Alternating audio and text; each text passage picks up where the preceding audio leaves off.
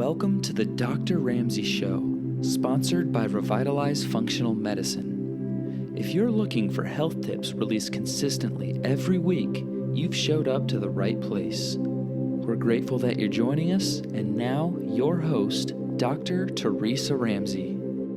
Hi, and welcome back to the Dr. Ramsey Show. It's just me today. I want to share something with you, an article that I really like, and it has to do with pain. What's interesting is I treat pain a lot without even knowing I did. However, I saw this first in clinical practice, I would say about 20 years ago. I had a patient come to see me for hand pain. Her whole workup was normal. There was nothing about her that wasn't normal. And the only thing I could think of is to suggest doing a clinical trial of thyroid replacement. Lo and behold, by the 4th week, she had no pain. And that's all we did was replace her thyroid. So in traditional Chinese medicine, the word pain, they use the word stagnation, like energy is stuck in that frequency and that's causing the pain. And with the acupuncture needles, they're moving the energy so that the pain goes away and the chi is more open. Well, I'm going to just share this one article that describes how we treat pain. And in fact, what it's talking about is fibromyalgia. So the name of this article was A Metabolic Basis for Fibromyalgia and Its Related Disorders, the Possible Role of Resistance to Thyroid Hormone. This was printed in 2003 in The Medical Hypothesis. So I'm going to explain, if my hand was a cell in my body, our cells have receptors for every hormone: insulin, progesterone, testosterone, thyroid. And when they're locked in, the DNA turnover is really healthy.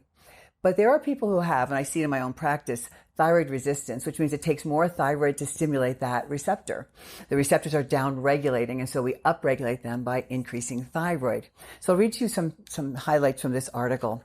It has been long recognized that symptom complex of fibromyalgia, which is basically diagnosed by just touching a few points. If it causes pain, then you have your diagnosis of fibromyalgia.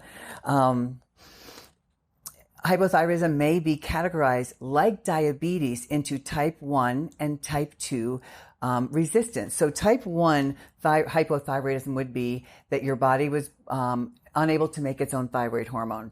I would call type 2 thyroid resistance, where you have thyroid hormone and you have the receptor, but they're just not communicating. In those people, we have to go a little bit higher.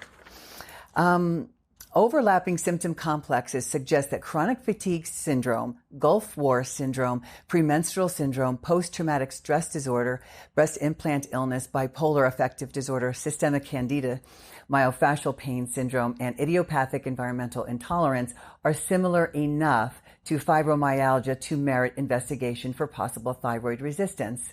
Acquired resistance may be most often associated with chronic infections with mycoplasmids, related microbes, and parasites. What I wanted to say is, last week, one of the people we've had on the show that you've met, Angela, in the past, she's become such an advocate for women seeking out help with hormones. She used to be my assistant. She was wonderful. She told me that she was tested by somebody last week because when I first started treating her, she had Lyme, diagnosed her as having no co-infections anymore in her body. So she feels free of the diagnosis of Lyme.